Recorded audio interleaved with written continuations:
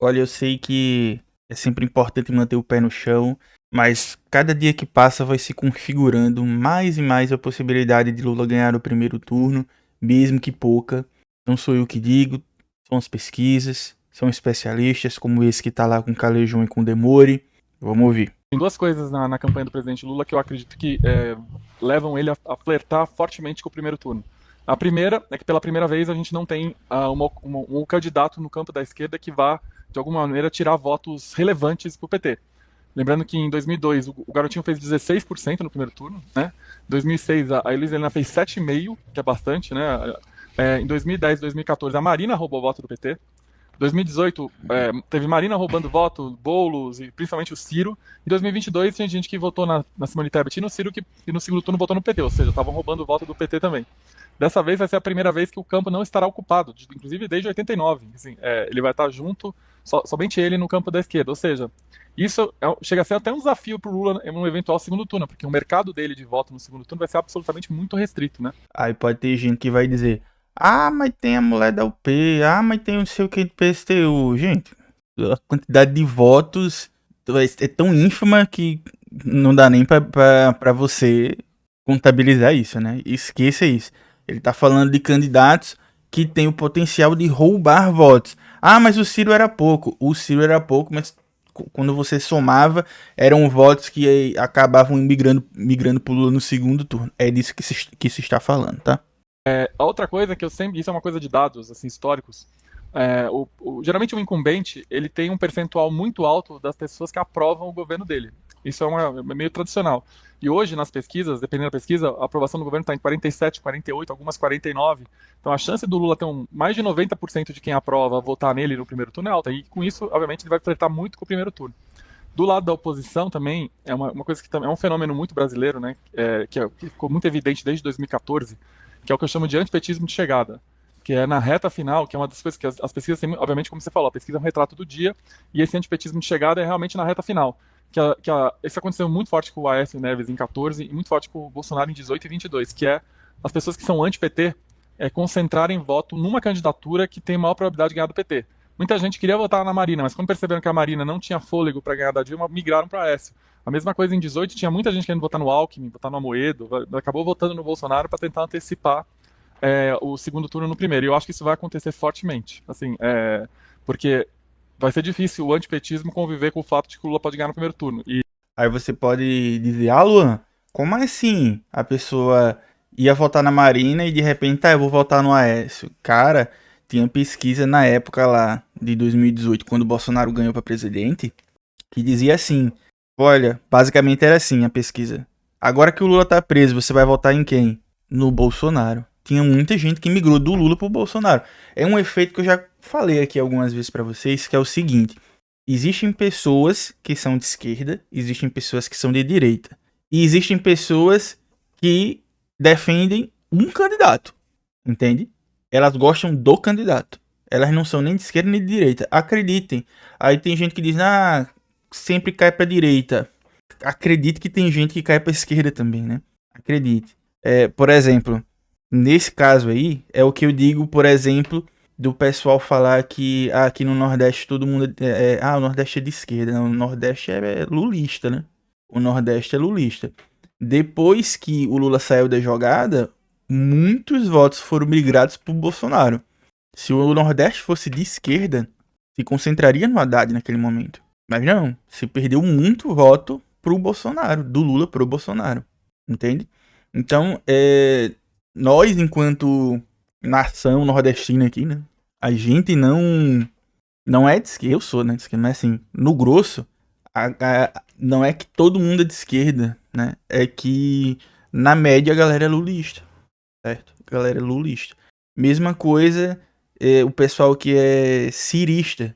Você vê que o cara saiu do PDT, partido de esquerda, foi pro PSDB, partido de direita, e o pessoal ainda defende com unhas e dentes e mantém um núcleo duro. Com possibilidade até de ganhar. Eu vi recentemente que há uma possibilidade real dele ganhar no governo do Ceará, certo? Porque quem vota no Ciro gosta do Ciro. Quem gosta do Ciro gosta do Ciro. O Ciro pode estar em qualquer partido, vai ter o núcleo duro. E isso também com o Bolsonaro, isso também com o Lula. Isso é um fenômeno político que a gente tem que olhar, analisar e interpretar dessa forma como ele é.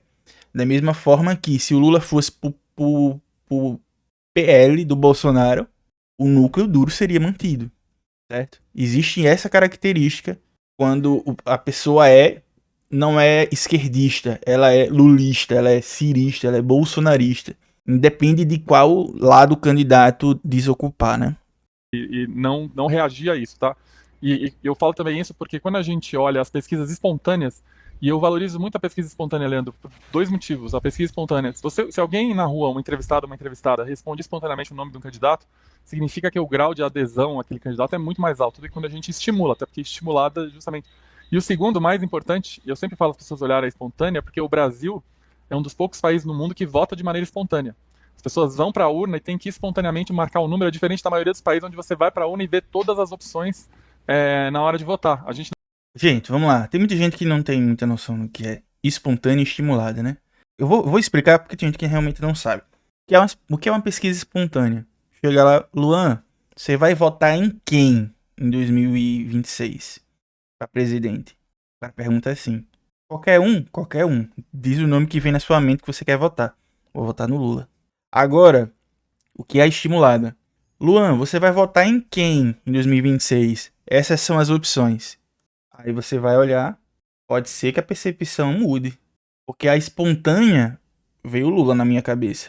Mas quando eu me coloco como exemplo, mas eu sempre votarei no Lula independente de, né? Mas assim, aí a pessoa olha assim, mas tem esse aqui, né?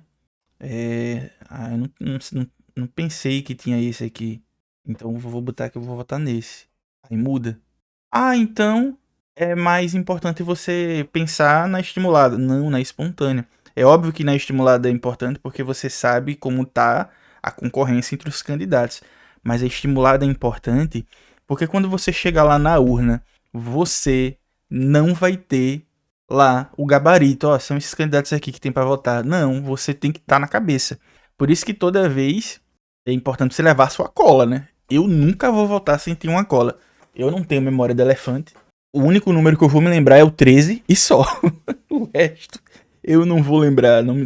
Aqueles números maiores assim, eu não vou. Deputado, de vereador, por exemplo, eu não lembro. Aí eu anoto. Por quê? Senão você vai esquecer. Você vai esquecer. Então é importante ver a estimulada sim, mas a espontânea muito mais. Porque você tem que lembrar do nome do cara quando o cara vai responder, né? Você vai votar em quem? Você tem que lembrar do nome. Você tem que lembrar. Essa é a diferença. não tem mais isso desde 96, né? Então, nas espontâneas, as candidaturas de Zema e Caiado, elas praticamente não existem. Então, é muito difícil imaginar que o eleitor do Zema e Caiado, vendo o Lula ganhar no primeiro turno, vai guardar o voto ali. Acho que talvez seja o maior desafio da campanha do Zema e Caiado é mostrar que eles são competitivos num curto. Exatamente. Essa questão do Zema e do Caiado, por exemplo, tem. Aí eu encerro aqui, né, pra. Inclusive, se você chegou até aqui, curta e comenta aí, né, por favor, né? Se inscreve também. Mas antes, não acabou não o vídeo, tá? Uma coisa importante antes de encerrar esse vídeo é dizer o seguinte. Muitas das vezes está aparecendo assim, recentemente, né? Olha, o Caiado tem mais intenção de voto no segundo turno do que o Flávio. Legal, mas ninguém sabe quem é o Caiado, tá ligado? O Caiado, quando aparece assim, é porque é na estimulada. É na estimulada. Óbvio, não é que ninguém sabe quem é o Caiado, né? Mas quando você vai na memória da pessoa, em quem você vai votar? Ninguém diz no Caiado. Ninguém diz no Zema. Ninguém diz na Samara da UP. Entendeu? Ninguém diz. Absolutamente ninguém diz.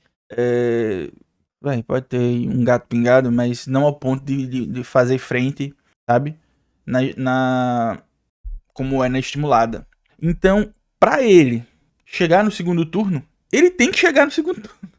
Pra ele ganhar, ter a possibilidade de ganhar a eleição, ele tem que chegar no segundo turno. E ele não vai. Entende? Ele não vai. Se acontecesse uma catástrofe e o Flávio, uma catástrofe pra direita, né?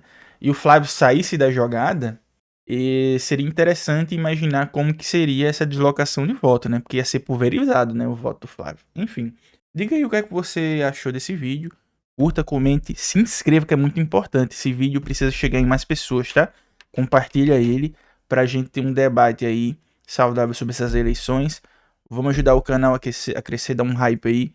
Eleição chegando é um momento crucial para nossa democracia. Tamo junto, valeu.